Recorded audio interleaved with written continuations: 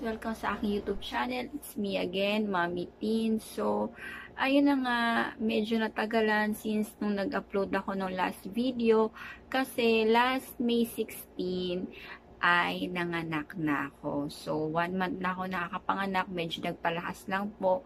Kaya hindi ako nakakapag-film ng mga videos.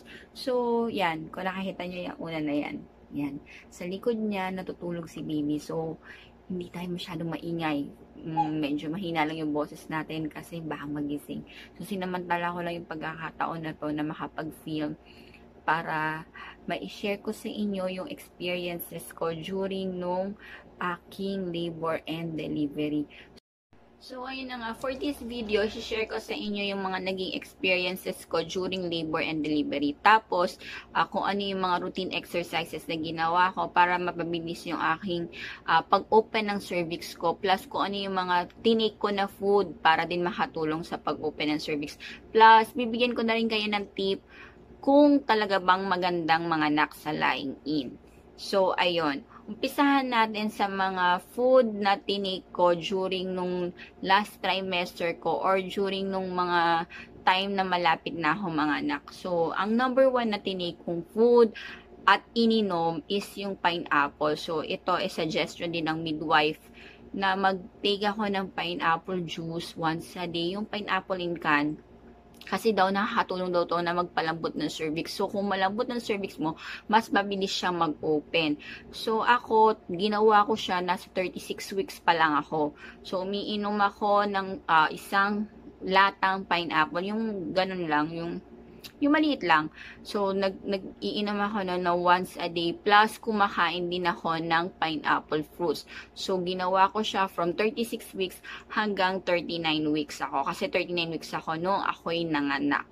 So, yun yung number 1. Number 2 is yung Chucky. Kaya lang, ang problema, si Chucky, twice or thrice lang akong nag-take. Kasi hindi kasi ako pwede sa masyadong matamis dahil kung napanood yun nyo yung last video ko, meron akong gestational diabetes. So, bawal ako ng mga masyadong matamis. So, siguro mga 2 times or 3 times ko lang siya tinig. So, hindi ko alam kung effective talaga siya. Tapos, pangatlo. So, yung pangatlo naman is, take ako kumain ako ng mga spicy food. Kasi sabi nila, yung spicy daw, yung mga maanghang daw, nakakatulong daw yun para bumukas yung cervix, para lumambot yung cervix. So, yun yung ginawa ko. Kaya lang kasi, ang disadvantage lang kasi nung pagkain ng maanghang is, karamihan kasi sa mga pregnant woman na malapit na manganak is nagkakaroon ng hemorrhoids or yung tinatawag na almoranas. Napansin ko nung malapit na akong manganak, lumalabas ng kusa yung hemorrhoids ko. So, tapos kumakain pa ako ng maanghang. So, ang nangyari, nung nanganak ako, lumaki siya. As in, lumabas siya, tapos ang laki niya, namaga siya. So, isa yun sa nagpahirap sa akin after delivery. Kaya, parang hindi ko siya sinasuggest na kumain ng maanghang dahil ang hirap magkaroon ng hemorrhoids. As in talagang sobrang hirap niya na yung pag-uupo ka lang, ganun, di ka makalakad ng maayos, di ka makaupo ng maayos kasi sobrang sakit niya talaga. So, yun. So, kayo, nasa sa inyo yun kung gusto nyo siyang itry na kumain kayo ng spicy kasi sabi naman talaga nakaka-open siya ng cervix. Kaya lang, para sa akin hindi ko siya ina-advise kasi nga dahil nga dun sa, baka ma-experience nyo rin yung na-experience ko na nagkaroon ng hemorrhoids. So, yung pang-apat na tinake ko, na I'm sure talaga sigurado ako dito na nakapagpa-open ng cervix ko, is yung salabat. Nagpapakulo ako ng luya sa 3 basong tubig. Tapos, ang ginagawa ko is pinapakuluan ko siya ng kulong-kulo hanggang sa medyo umano yung tubig, medyo nag-decrease yung water level niya. Tapos, para maging concentrated din yung lasa ng luya. So, sure na sure ako dito kasi nung ako'y nag-36 weeks, diba, nagtitiga ako ng pineapple juice at saka kumakain ako ng pineapple fruits. Tapos, during check-up ko ng 37 weeks, nung inaiya ko nung midwife, nasa 1 to 2 cm ako. So, na-stuck ako sa 1 to 2 cm hanggang 39 weeks ako. Tapos, nung 39 weeks na ako, yun, medyo napraning na ako. Kasi nga sabi ko, malapit na yung due date ko, tapos hindi pa ako nanganganak. Ayokong masies, natatakot ako masies sa panahon ngayon. Kasi ang hirap manganak sa hospital ngayon, di ba, dahil sa pandemic. So, ang ginawa ko is nagbasa ako sa mga forum ng mga mommies, tas nanood din ako ng mga videos. So, doon ko nakita na sabi nila, isang ginawa daw nila is yun nga, yung nagpakulo ng luya, tas yun yung iinumin mo. So, ayun nga, ginawa ko siya. So, kunwari, 39 weeks ako, 39 weeks and 1 day, doon ko siya tinry. And after nun, kasi nanganak ako 39 weeks and 3 days ako nung nanganak ako nun. So, ganun siya ka-effective. So, ang ginagawa ko, kasi medyo masama yung lasa talaga, kasi maanghang-anghang siya na hindi mo maintindihan yung lasa. So, ang ginagawa ko, yung isang baso na pinakulo ang luya ko, ang ginagawa ko dun is nilalagyan ko siya ng konting honey.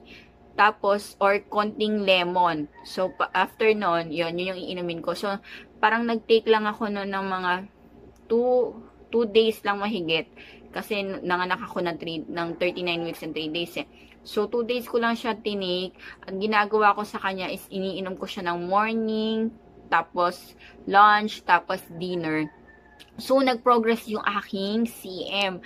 Pagka-check up ko nung mga 39 weeks and 2 days, yon naging 2 to 3 cm ako. So, nag-progress siya ng konti. So, yun yung mga tinik ko, at saka yung mga ininom ko nung malapit na akong manganak. Pero aside from that, nag-exercise din po ako regularly. So, nag-exercise ako tuwing morning at saka ng tuwing hapon. So, una sa ginagawa kong exercise is yung nagsusumba ako tuwing umaga. As in, paggising ko ng umaga, mga 7 AM, nagsusumba na ako. Nag-search ako dito sa YouTube ng mga pwedeng zumba at saka mga pwedeng mga aerobics ng mga malapit ng mga anak na mommy. Tapos, pangalawa naman is nagwo-walking ako. So, nagwo-walking ako ng umaga, tanghali, tsaka ng hapon, at tsaka ng gabi. As in, talagang kesa matulog ako ng tanghali, mag-nap ako. Pero pagka naman pagod, nagpa-power nap ako. Pero, kesa yung mahabang tulugan ng gawin ko, ang ginagawa ko na lang is nagwo-walking ako dito sa loob ng bahay. At since naka-ECQ tayo, dito lang talaga ako nagwo-walking sa bahay. So, pinagsatsagaan ko yung maliit na space ng kwarto, ng sala, ng kusina, at ng terrace. Sabi nga ni President Duterte ng mga time na yun is ikutin nyo muna yung mga space sa bahay nyo na hindi nyo pa napapasyalan. So, yun, tinake ko yun. Advice ni President Duterte. At ako'y namasyal sa loob ng bahay namin. Tapos, pangatlo naman is yung nag-akyat baba ako sa hagdan. Pero kasi since masakit siya sa legs, as in talagang ang sakit niya sa legs, nakakahingal pa ng sobrang bonggang-bongga. Hindi ko siya masyadong ginawa. Although, ginagawa ko siya, pero hindi ganun kadalas. Hindi kagaya ng walking, as in talagang maya-maya naglalakad ako. Kaya lang yung pag-akyat pa na ako sa hagdan, hindi ko talaga kaya. Kasi sobrang hinihingal ako.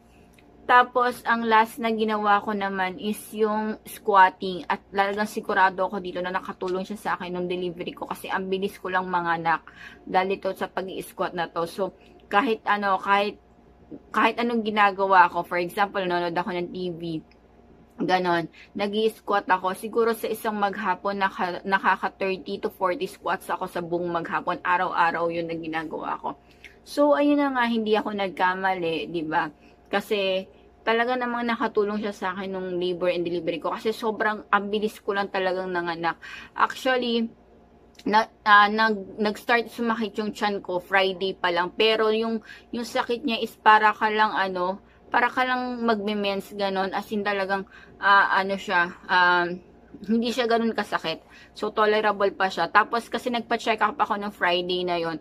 So, sabi nung midwife, nasa 2 to 3 cm pa nga lang ako nun. Tapos yun, pag uwi namin ng bahay yun, medyo nakakaramdam na ako ng konting pain. Kaya lang, hindi siya noticeable kasi nga hindi siya ganun kasakit. So, yun, nakakatulog pa ako, tapos nakakagawa pa ako. Tapos, pagdating na Saturday ng umaga, kasi babalik ulit kami ng lying in for check-up ulit. Kasi as in talagang everyday na kasi yung ginagawang check-up sa akin kasi nga 39 weeks na ako noon eh. So, pagbabalik ka sana kami ng Saturday morning. So, nagpe-prepare ako nung morning na yon. Ang ginawa ko, since nagpapainit muna ako ng tubig, nag-squatting ako na exercise. So, pagpunta ko ng CR, doon nakita ko na meron na akong discharge na blood. So, sabi ko kay daddy, yun na, medyo nagmadali na kami. Tapos, punta na kagad kami ng lying in. Tapos, yun, pag IE sa akin, nasa 3 to 4 cm na raw ako. So, sabi ng midwife, manganganak na ako within the day. So, sabi niya, uwi daw muna kami, kuha ng gamit, tapos, ligo, tas kain, tas balik daw kami ng 12. Or, kung hindi ko na raw talaga kaya yung pain, balik daw kami kagad. So, yun, ginawa namin daddy, umuwi, kumain, nag-prepare ng gamit, tas naligo ako. Pero, hindi ko na talaga kaya yung pain. So, wala pang 12 noon. Nagpadala na kagad ulit ako kay daddy sa lying in. Siguro mga 11:30, bumalik na kami ng lying in. So, pagpunta namin ng lying in, nasa 4 to 5 cm na ako. So, pinahiga na nila ako dun sa bed. Sabi sa akin ng midwife, pag daw sumasakit, iiri ko na. Sabing ganon. Tapos, tinawagan na rin nila si OB na nandun na nga ako kasi si OB yung magpapaanak sa akin eh. So, yun, mga ilang iri lang, pumutok na yung panubigan ko. Tapos, pagputok ng panubigan ko, mga 30 minutes lang, lumabas na si baby. As in, nakailang iri lang ako. Medyo natagalan lang lumabas si baby kasi mali yung iri ko. Mali yung ginagawa kong iri. Plus, sabi nila kasi, since ang tagal kong hindi nagbuntis, almost 9 years akong hindi nagbuntis, hindi nanganak, yung cervix ko daw is mali yung posisyon. So, anong nangyayari, imbes na bumaba si baby, parang sumasabit siya doon sa cervix ko. Parang gano'n na nangyayari. So, nakakaharang si cervix sa daanan ni baby. So, ang ginagawa nila, tinutulungan nila, parang, hindi ko alam kung anong ginagawa nila, basta tinutulungan daw nila, inaangat daw yung cervix para bumaba si baby. So, yun lang yung nagpatagal ng paglabas ni baby. Pero kung siguro hindi ganun yung cervix ko, baka lumabas kagad si baby. Pero, okay na rin kasi nga, pagputok ng panubigan ko, 30 minutes lang. Kasi nanganak ako 1:30. So, mga 1 o'clock, before 1, pumutok na yung panubigan ko. Tapos, yun na nga, nanganak ako kagad. As in, talagang walang kahirap-hirap na hindi kagaya ng iba na 24 hours na nagli-labor, 6, 7, 8 hours nagli-labor sila. So, hindi ako ganun. As in, talagang pagpunta ko ng lying in na paghiga ako dun sa bed, sunod-sunod na, pumutok yung panubigan, tas maya-maya si baby na yung lumabas. So, sobrang thankful ako dun. So, I'm sure na talaga yung mga exercises na ginawa ko, tapos yung tinake ko ng mga salabat na pineapple juice, ay sobrang nakatulong talaga sa delivery ko. As in, sobrang napabilis nila yung panganganak ko. Tapos, siguro, kung hindi lang din ako, kung marunong lang din ako talagang umire nung time na yun, as in sobrang mapapabilis lang din talaga yung panganganak ko nun. So, ang tip ko na lang sa inyo is pag iiri kayo, huwag nyo yung iiri na galing dito sa lalamunan. Iiri nyo siya na para kayong nadudumi. So, yun yung mga exercises at saka yung mga tinake ko na food para mapabilis mag-open yung cervix ko. Tapos, yun na nga, aside from that, diba, sabi ko nga sa inyo kanina, bibigyan ko kayo ng idea kung talaga bang magandang mga anak sa lying in. So, ako kasi talaga is nakaschedule mga anak sa hospital. Yun talaga yung pinag-usapan namin ni Ubi ko na mga anak ako sa hospital. Actually, nagpa-quote na nga ako kay Ubi. So, kung magkano yung magiging expenses namin na during ng panganganak ko sa hospital. So, yun yung pinrepair namin ni daddy na pera. Ang quote niya sa akin is mga nasa 30K. Painless na siya, tapos private room na siya. So, yun yung pinrepair talaga namin ni daddy. Kaya lang, nagkaroon tayo ng pandemic. So, si Ubi na rin yung nagsuggest na mga nakako sa lying in kasi mas safe. Bakit siya mas safe? Kasi una, sa hospital, marami ka makakasalamuhang tao. Hindi mo alam kung positive sila, kung may symptoms sila. So, hindi mo alam talaga kung sino yung mga makakasalamuha mo doon. Unlike sa lying in, limited lang yung tao na nandoon. As in talagang, hindi naman sila kagaya ng hospital na ang daming patient. So, yung mga patient lang nila is yung mga nanganganak lang talaga, mga buntis na nanganganak lang talaga. Tapos, yung pa sa laing ina pinag-anakan ko, hindi sila tumatanggap ng hindi nila patient. So, sigurado sila na kilala nila yung mga pasyenteng mga anak. Tapos, sigurado sila na yung mga pasyenteng pupunta doon is negative sa corona. So, yun, sabi ni OB, doon na lang daw ako manganak. Tapos, isa pa sa naging advantage doon na panganganak ko sa laing is na pamura kami ng bill. As in talagang kalahati doon sa 30K yung natipid namin na bill. Tapos, sobrang maasikaso sila, yung mga midwife doon sa line-in, sobrang maasikaso na konting ano mo lang, check kanila, konting ganito lang, tatanungin nila kung may problema, ganon. As in talaga maasikaso talaga sila. Tapos good thing din doon sa lying-in na pinag-anakan ko, as in talagang thumbs up talaga.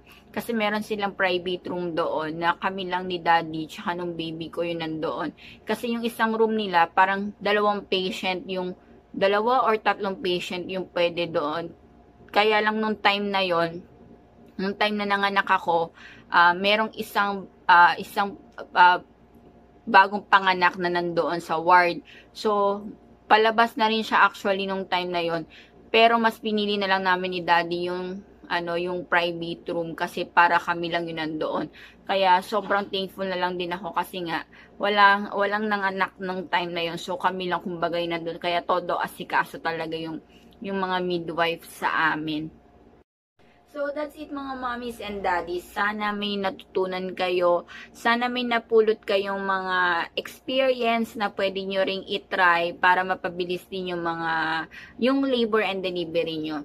At I wish you na sana maging healthy yung delivery nyo. Sana maging safe kayo. At God bless sa inyong mga mommies na malapit na mga anak. Kaya nyo yan kasi kinaya ko nga, di ba? So, kaya nyo rin yan. So, good luck mga mommies and God bless. See you on my next video. Thank you for watching.